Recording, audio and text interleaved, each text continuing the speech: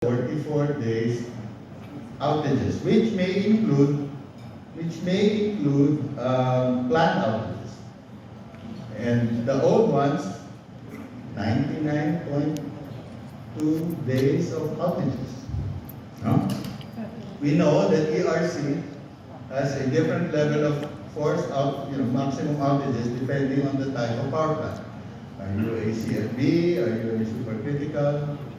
No? So even the younger fleet have a lot of outages. It is these outages that are causing the red alerts in the yellow. And why do we have the red alerts and the yellow alerts? Because they operate up and down every day. Now, forced outages of coal plants are the main contributor to recurring grid alerts. According to this, 70.34% coal, 11.89% gas. No? And then we know what the problem is. If one plant goes down, there is some sympathetic outages happening in the grid. Other plants also go. Okay. Let's look at the times when we had the red alert and the yellow alert. The red alerts and the yellow alerts occur practically during the peak only. If we had enough base load, not an overcapacity, they will probably occur over the 24-hour period. But we only see the red alert and the yellow alert during the peak. What does that tell you? No? Okay. This is my last slide.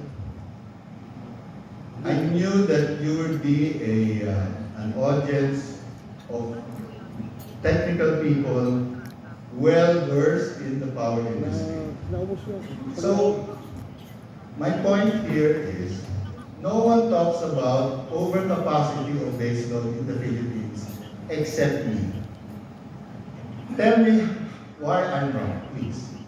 You're the operators of these power plants. You know if I'm saying that they operate up and down every day. You can tell me no, but that's not true. The IMAP data is incorrect. So I end with this slide, and I go to my first slide, my title slide, which is, there is an overcapacity of baseload power plants today.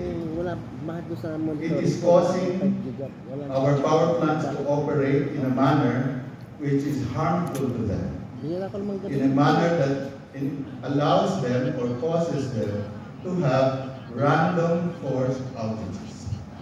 It is these random forced outages that cause all of the red alert and the yellow alert. If we add more baseload power plants, you think it will solve the situation? I believe it will make it worse.